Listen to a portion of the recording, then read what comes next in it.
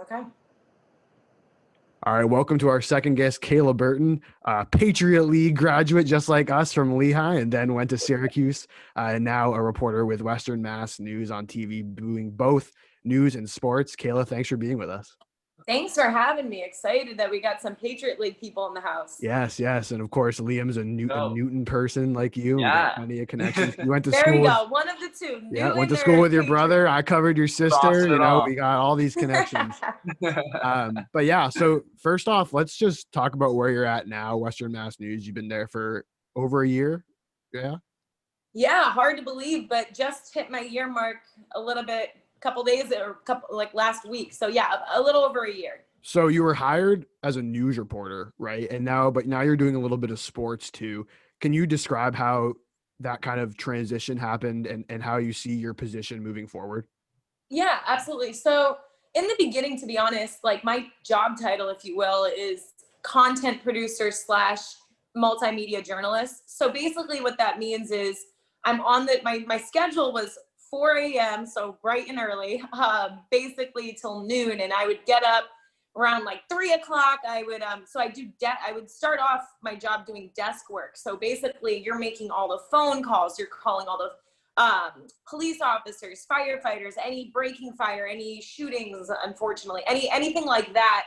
It's your responsibility to make sure that you are confirming anything and everything, and then you're the voice getting that out to your reporters. So I was on the desk for a while, and as a matter of fact, it's still part of my job. So that like basically is teaching you all of research.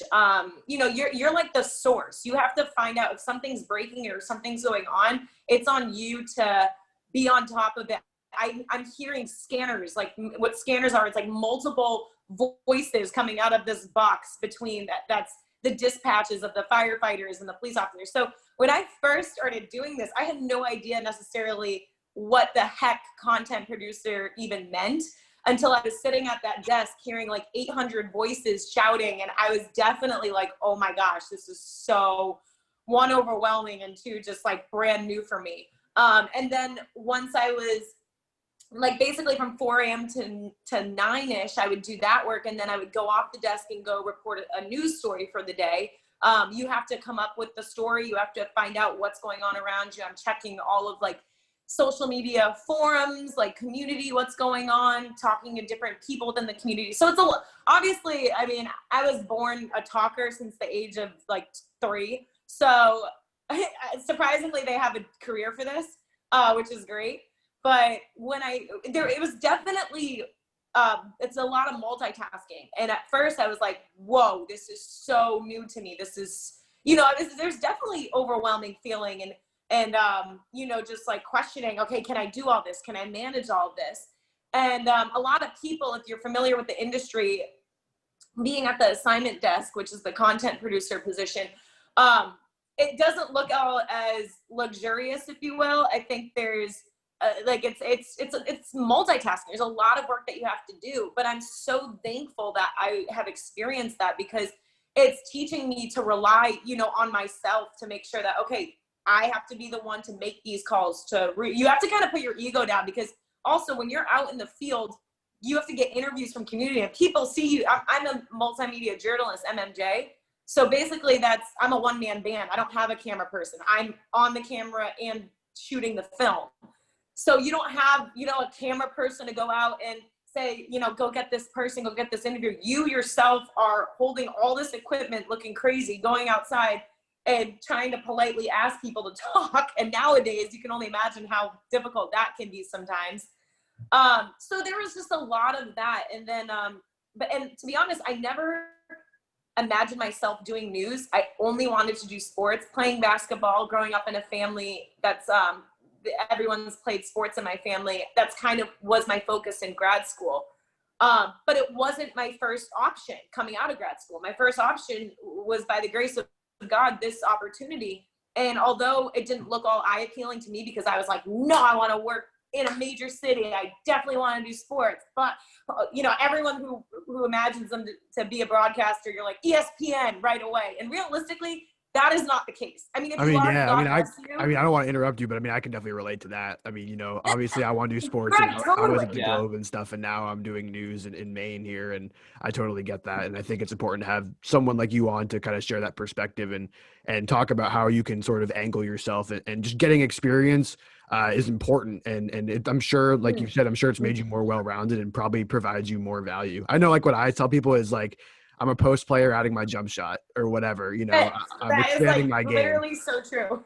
It's Yeah, a great analogy. but can you kind But of, Greg, go ahead. Go ahead. No, go ahead. You're good. I was saying you're so right, because I think that's the biggest misconception is this job, if you're not really involved in it quite yet, or if you're aspiring to be, or whatever the situation is, it looks like, oh, they're going, it's like you think that they're going to ESPN, you think that they're doing this and doing that and like shining from the get-go. And that's not true. Like, you really have to work from the ground up. And like, take me, for example, my dad, Steve Burton, he's in broadcasting in Boston, Right. working at, thankfully a nice station. And they're like, oh, Kayla, your dad's, it's like, no, you have to pay your own dues. And I'm thankful I have to. I'm glad I'm not like, that's not the case. People think like, oh, he's your plug. He helps me. Don't get me wrong. He's taught me a lot of things in the broadcasting world, but I have to work, starting at the content producing position, working at the desk, like doing all these different things to make yourself not only more credible, but really more experienced. So anyway, to answer your question, I'm sorry, I'm rambling on, but I ended up, we have a fairly new general manager, and he's awesome. And we haven't been covering sports much at our station. And he pitched the idea, Kayla, we want to cover the Patriots. And this is kind of your own project. He was like, you better, if you can bring it to the table, if you can, it's kind of what you make of it. And, you either are going to excel with this or you're going to crash and tank. And like, to hear your news or your general manager telling you that with your news director right next to you, it's like, okay, that's not intimidating at all. But it was such an opportunity for me to say, Kayla, this is what you've been working for. You wanted to do sports. I continue to practice in my house at my mirror, doing 10 reps each day to do different reps of practicing different sports, like, different live hits for Patriots, Red Sox, Celtics, etc. So I've kind of been working for this. And when the opportunity presented itself, I'm like, heck yeah. Like, you got, I mean, you're going to fall sometimes and stumble a little bit, but you get back up and you keep going. And I've been loving it. So when you were going to work at 4 a.m. every day, like what got you going? Like what was the motivation going for that? Well, Liam, it's a good question. I grew up in a household, well, one, I had no option if I wanted to keep my job. So that's kind of a motivation right there, especially during a pandemic. I got to be honest with you. I'm so thankful and blessed to be working. Honestly, like, I know it's a struggle out there for everyone. Like, it's not easy. I know a lot of friends, close family members who have been laid off or furloughed. And right now, just having a job is seriously, like, it's such a blessing. But the 4 a.m. factor, I was waking up. I grew up in a kind of a stricter household, if you will. So my dad and my mom would wake us up every morning before school at like 5 a.m. to play basketball. That's how, like, my whole family was doing it. And if you know my dad, you didn't have the option. It was like, listen, you can cry, complain. I remember my sister one time was like, I hate basketball. You're making me do this. So, like, you're forcing it on me. And my dad goes, and I never forget this. He goes, Kendall, I don't care if you want to play the trumpet. I don't care if you want to paint. I don't care, whatever, pick a hobby. But best believe your behind is going to get up at 5 o'clock in the morning and you're going to excel at what you want to do. And so, of course, she was like, well, fine, I guess I like basketball. So I was always waking up early. So the early factor wasn't a huge problem for me. But to be honest, you're getting up and you have to be there at 4 and I'm going live. I mean, once I got into the swing of things, they had me going live. You have to go live at 5. So you kind of have to be up even earlier just to Yeah, it's still tough. It's still tough. Yeah, you got to write your scripts. You got to know what you're saying. You got to know what's going on. So I was up around like relatively 3:15ish in the morning. So it definitely, I was tired. It was an adjustment, but you get used to it. Kayla, obviously, like you said, people know your family and people have definitely done stories on you when you were like in college and high school and your sisters and stuff. Do you kind of, as being like a member of the media, kind of view it differently, like since when you were like someone being interviewed as the interviewer now? That's a really good question. Well, first of all, we're not that pop. Like, we are not a poppin' whatever type family people think we are. We got all of our mess alone. So don't get that twisted. But thank you, Greg. Well, I But mean, I yeah, talked to Veronica like 25 times her senior year of high school. So yeah. She loves you, by the way.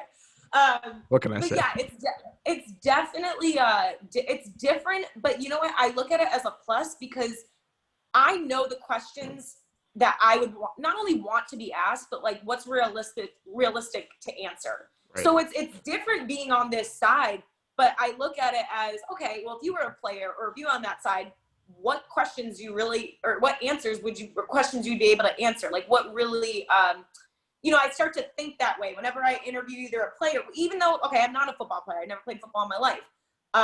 Obviously I have a brother that plays football and I hear the conversations going left and right. I've watched enough, but I still in my mind, I'm like, okay, would Austin answer this question? Or if I were playing ball, would I be able to answer this question? So I do start to, it's kind of almost like reverse psychology. Like I kind of think like that. And then I also just think, they're human beings. Like, I think sometimes, don't get me wrong. I've gotten nervous before. I'm not like, oh, it's a glide in the park.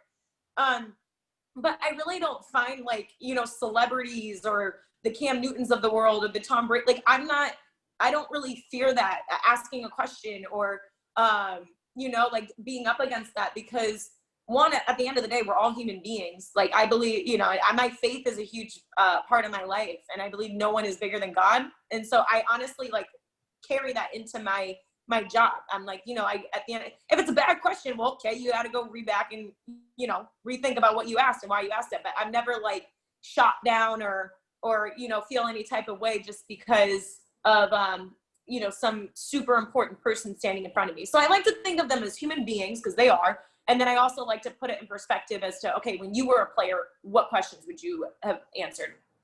Yeah, I found, and I know Greg's found too, being in press conferences in college, athletics and stuff like that, there's a lot of questions that are asked where you just kind of roll your eyes a little bit.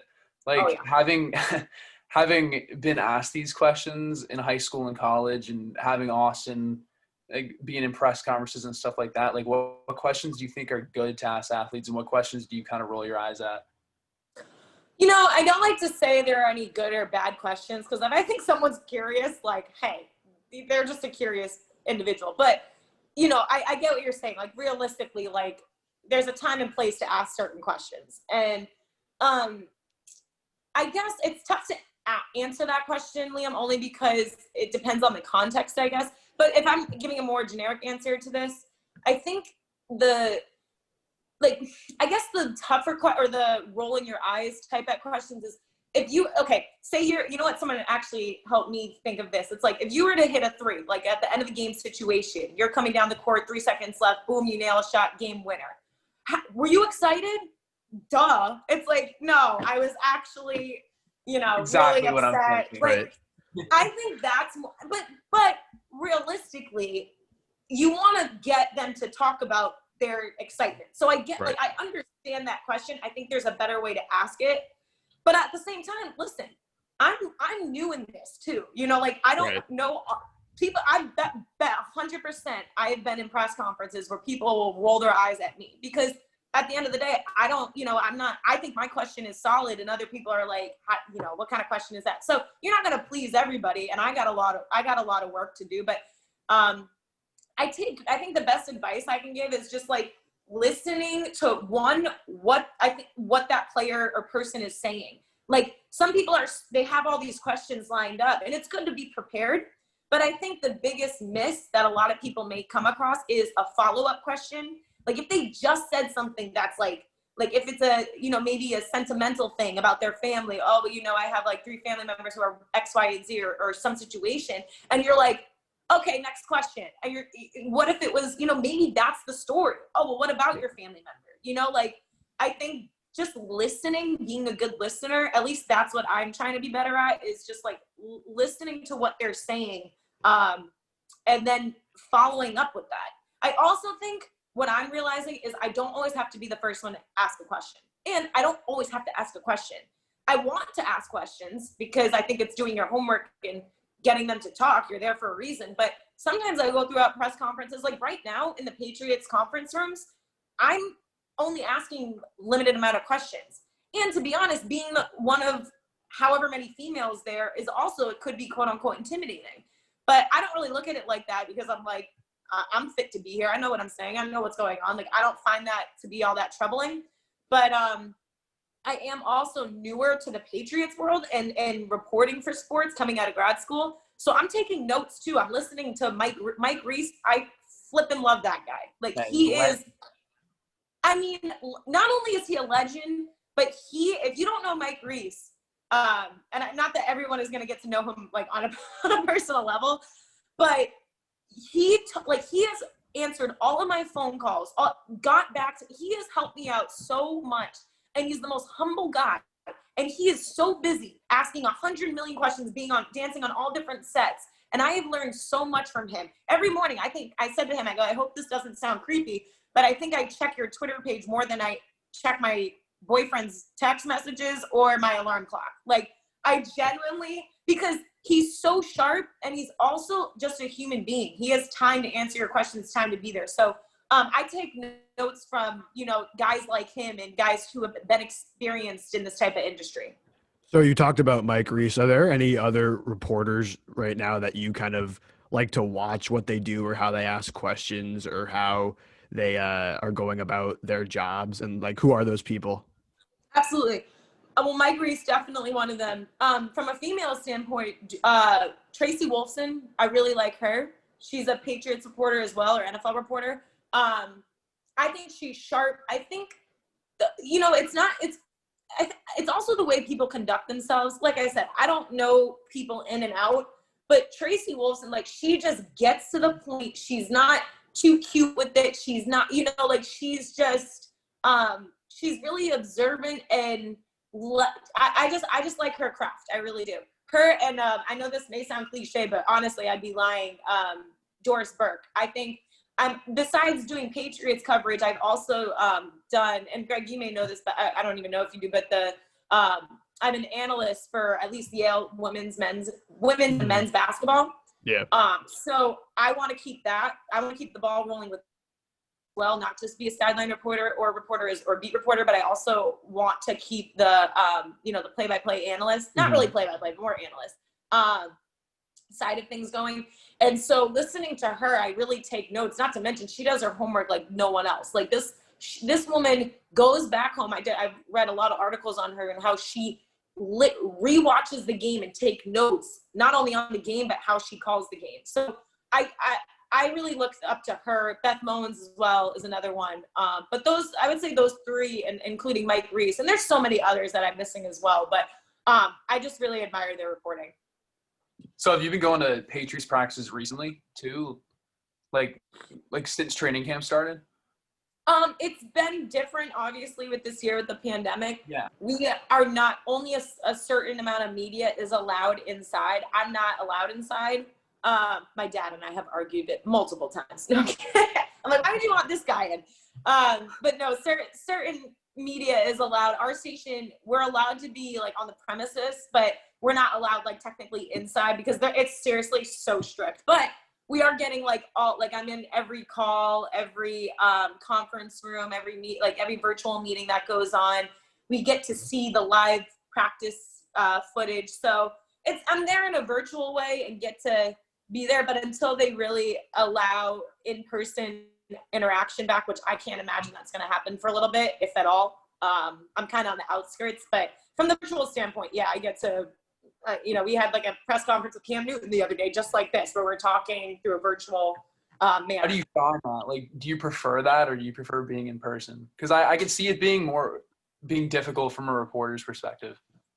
That's a good question. I think I'd rather it be in person. I mean, I just miss the in-person interaction. I think everyone does at this point, unless you generally don't like people, which I get. But I'm a people person, so I like that in-person interaction. I mean, I think it's tough to do your job if you don't like people. Yeah, that would be suspect. I would have to like figure. Yeah, I definitely regret all the degrees and all the studying. That would be concerning.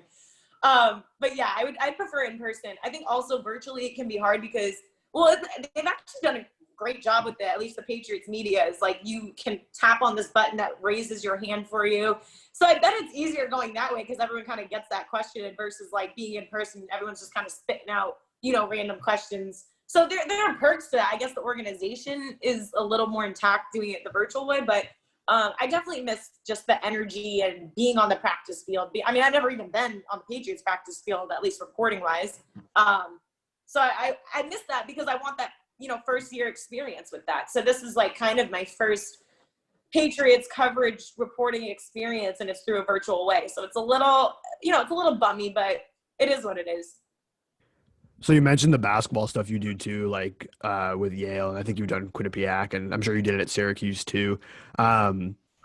Is like for your, I guess, and I honestly can't answer this question about my own life and own career, but maybe you can for you. Like, do you want to be a like full-time reporter, full-time analyst, both? Like what, how do you kind of envision like what you want for the future?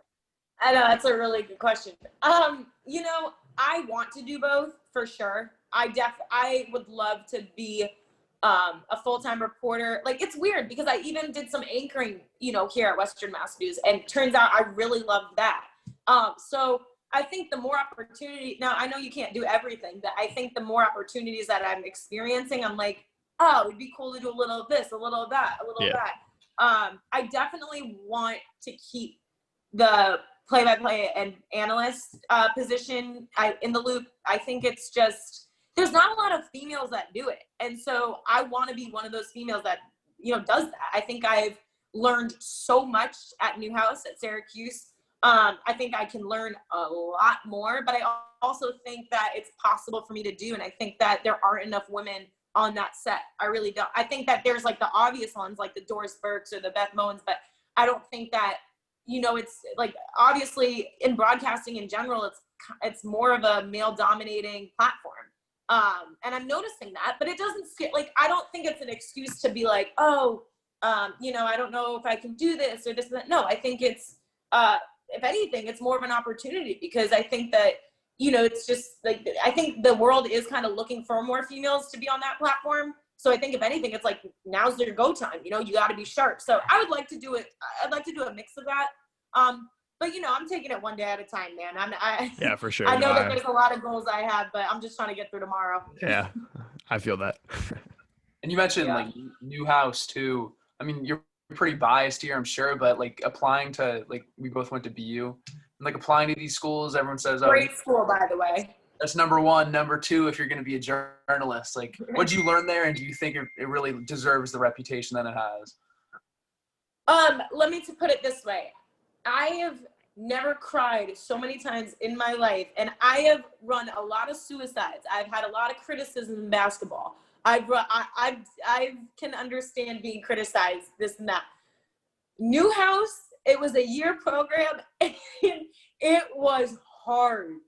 But it was so good. I mean, honestly, I think the harder part was, I was a journalist at Lehigh. Like, Lehigh was where I went to undergrad school.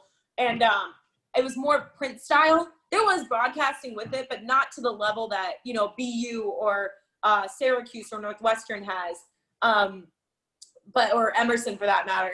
But it was, the thing about Newhouse is like, you're learning so much in a condensed year, and you want to be as sharp as possible, but you also have to be brave. And I mean that in a sense, like, you have to mess up. You have to go on camera and not speak English at times. Like, you have to just like tank. And I think it's hard because when you're accepted to those big time schools, you're like, you think you're the next ESPN sports analyst, blah, blah, blah.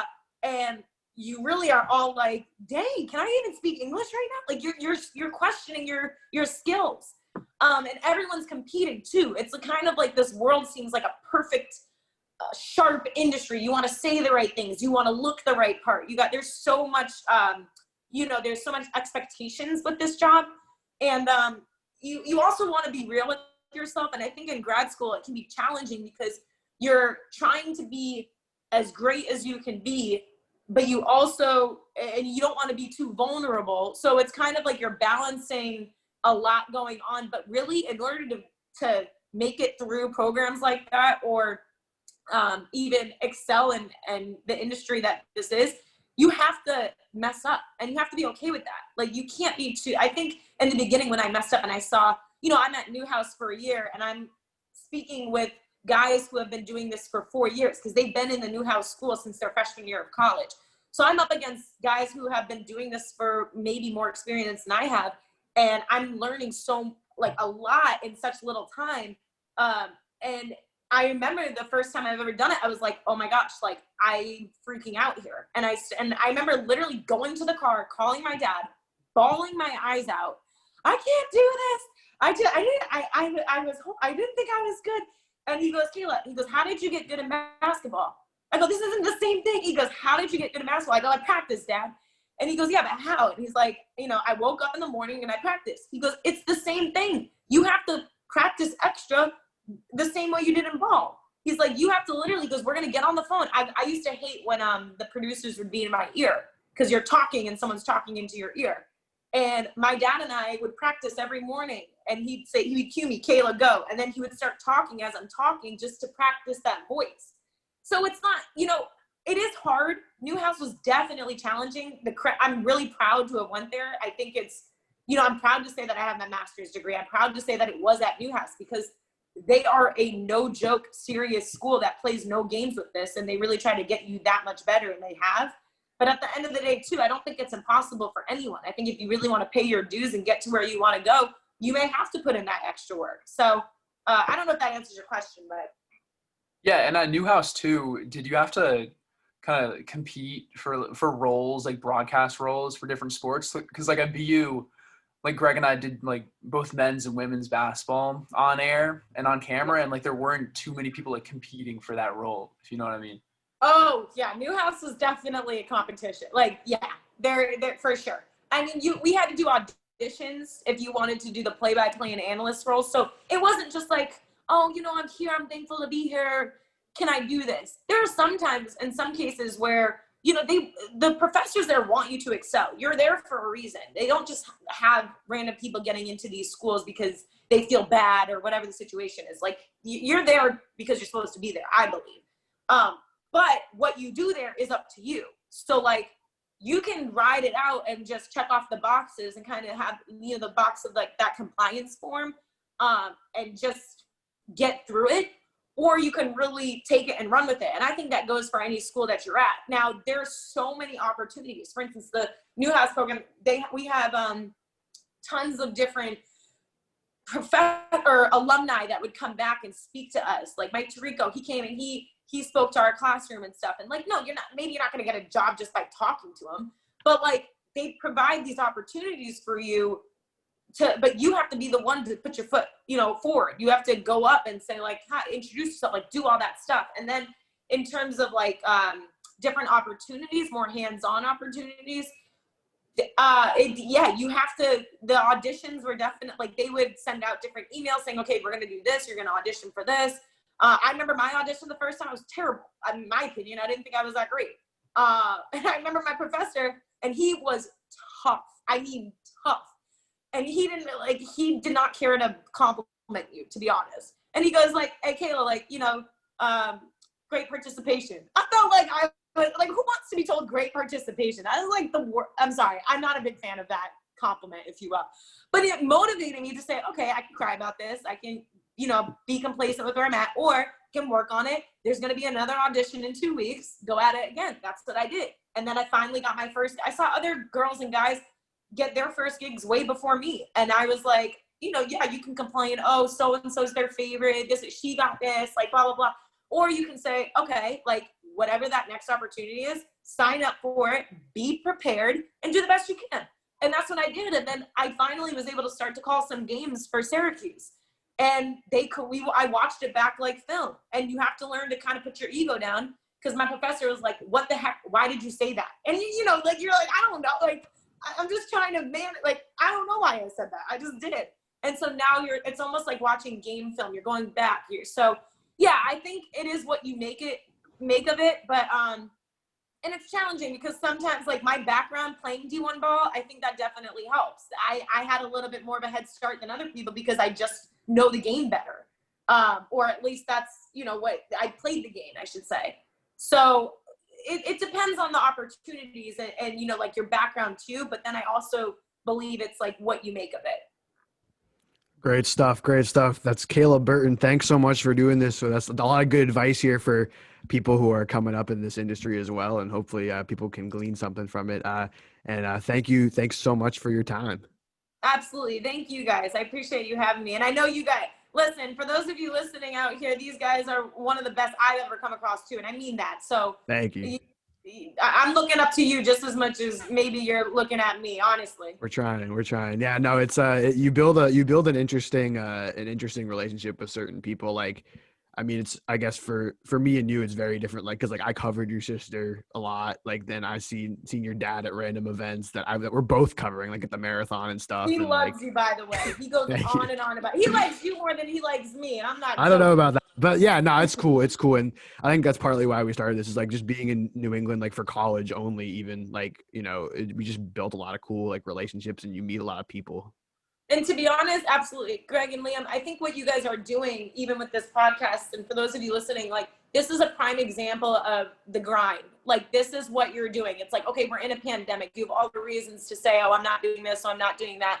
And you guys are doing a podcast, which honestly, I heard that if you do radio, you're going to be much better at television down the road because you're able to talk without pictures and movement kind of filling that screen. So if you're able to do this, like, I think that is just, it's just telling that you guys, are grinding out here too. So major respect. Yeah. Well, that's Kayla Burton. It was awesome. And we'll get you on the next episode. We'll see who's next. We're trying to hit all kinds of different print, radio, TV, Maine, Massachusetts, Vermont, whatever, as long as it's New England and sports media. And we're hoping to get a variety of guests, and we're glad to have you. Thank you. I appreciate you guys.